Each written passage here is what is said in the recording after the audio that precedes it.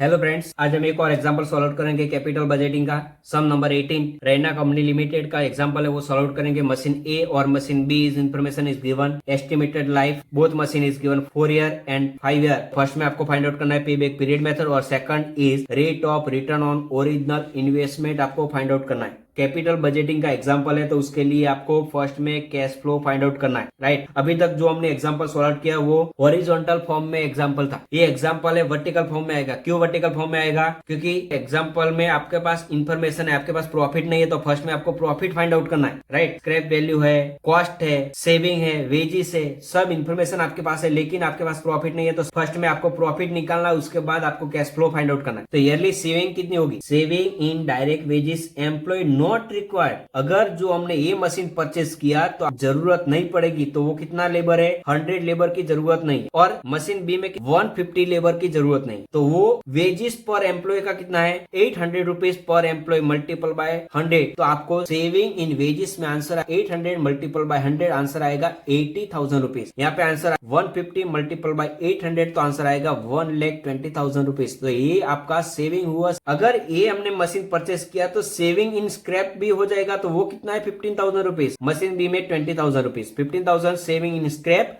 और machine B में 20,000 rupees. Total saving आपके पास कितना हुआ? 95,000 और 1,40,000 टोटल सेविंग हुआ। अगर ये मशीन परचेज किया मशीन ए और मशीन बी तो आपके पास टोटल सेविंग हो जाएगा, लेकिन परचेज तो किया है, उसके बाद आपका एक्सपेंस भी बढ़ जाएगा। तो वो एक्सपेंस कौन सा है? कॉस्ट ऑफ इनडायरेक्ट मटेरियल है, तो मटेरियल एक्सपेंस कितना इंक्रीज होगा? 10,000 रुपीज और 12,000 रुपीज। अगर मशीन परचेस किया तो कॉस्ट ऑफ मेंटेनेंस इंक्रीज हो जाएगा, राइट। तो कॉस्ट ऑफ मेंटेनेंस एक्सपेंस कितना है? 20,000 रुपीज और 25,000 रुपीज। तो वो एडिशनल एक्सपेंस इंक्रीज होगा, तो वो आपको क्या करना है? सेविंग में से आपको लेस करना है। तो saving means answer A minus total expense, answer is B. 95 minus 30,000 answer आएगा 65,000। प्रॉफिट बिफोर डेप्रिसिएशन, ये आपको इनकम मिली। अभी आपको क्या करना है? डेप्रिसिएशन कैलकुलेट करना है। तो depreciation is equal to cost value minus scrap value divided by year. तो ईयर कितना है? 4। तो कॉस्ट वैल्यू कितनी है? Cost of machine 80,000। फ्रेंड्स, ये कॉस्ट ऑफ मशीन आपको यहाँ पे नहीं लिखी, ये सिर्फ आपको डेप्रिसिएशन कैलकुलेट करने के लिए कॉस्ट है।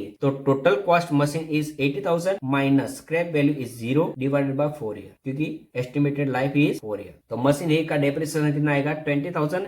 और मशीन बी में total cost is 1,50,000 minus scrap value नहीं है, तो वो 0 divided by estimated life year is 5 year. तो मशीन बी का डेप्रिसिएशन मिलेगा 30,000। तो लेस डेप्रिसिएशन 20,000 मशीन ए और मशीन बी में 30,000 रुपीज। ये लेस करेंगे तो प्रॉफिट आफ्टर डेप्रिसिएशन मिलेगा 45,000 और 73,000। Rate of tax is given 50%। तो जो भी प्रॉफिट आफ्टर डेप्रिसिएशन मिला उसका 50% टैक्स आपको कैलकुलेट करना है। तो टैक्स कैलकुलेट करेंगे तो 45,000 मल्टीपल बाय 50% आंसर आएगा 22,500। यहाँ पे आंसर आएगा टैक्स का 36,500 रुपीज। ये आपको क्या करना है? प्रॉफिट आफ्टर डेप्रिसिएशन में से लेस करना, तो लेस करेंगे तो नेट प्रॉफिट आफ्टर टैक्स मिलेगा 22,500 और 36,500। आपको कैपिटल बजटिंग का एग्जांपल कैलकुलेट करना, तो उसके लिए कैश फ्लो चाहिए, और cash flow is equal to profit after tax plus depreciation, जो हमने ऑलरेडी हॉरिजॉन्टल एग्जांपल में डिस्कशन किया है। तो यहाँ पे मैंने डिस्कशन किया था कि cash flow is equal to profit after tax plus depreciation, तो दोनों का आपको टोटल करना है। तो profit after tax plus depreciation कितना आया था? 20,000 और 30,000। तो वो आपको क्या करना है? ऐड करना है। तो आपको क्या मिलेगा? कैश फ्लो मिल जाएगा। तो कैश फ्लो मशीन ए में कितना मिला? 42,500 और मशीन बी में कितना मिला? 66,500। ये दोनों मशीन का आपको कैश फ्लो मिल गया। अभी आपको क्या फाइंड आउट करना है? फर्स्ट में पे बैक पीरियड फाइंड आउट करना। तो फ्रेंड्स, यहाँ पे CFI मेथड नहीं आएगी। क्यों नहीं आएगी? क्योंकि दूसरे ईयर की इंफॉर्मेशन कुछ नहीं है, आपके पास सिर्फ सेविंग की इंफॉर्मेशन है और एक्सपेंस की इंफॉर्मेशन है। तो इस हिसाब से आपने कैश फ्लो कैलकुलेट किया। तो उसका जो मैंने फर्स्ट वीडियो में डिस्कशन किया था इक्वेशन,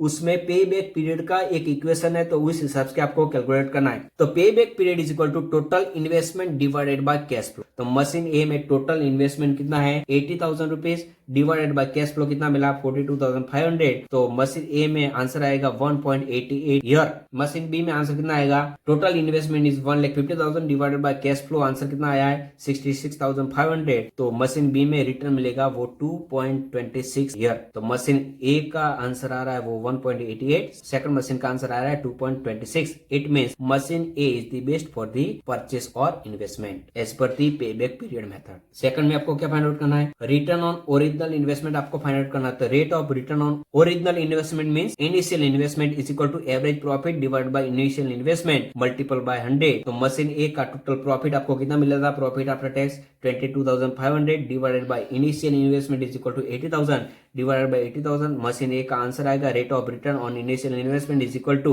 28.125% और मशीन बी का आंसर आएगा 36,500 divided by total investment is 1,50,000 multiple by 100। Machine B का आंसर आएगा rate of return initial investment is equal to 24.33%। तो ये रिटर्न हुआ 28.125% और यहाँ पे आंसर आया है 24.33%। It means machine is best for the purchase और investment as per the rate of return on initial investment method. तो फ्रेंड्स ये कैपिटल बजटिंग का एक और एग्जांपल हो गया। ये एग्जांपल सौराष्ट्र यूनिवर्सिटी 2011 और एचएनजी यूनिवर्सिटी में 2022 में सेम अमाउंट का एग्जांपल आया। तो फ्रेंड्स ये वीडियो अच्छा लगा हो तो वीडियो को लाइक करें, शेयर करें और चैनल को सब्सक्राइब करें। Thank you.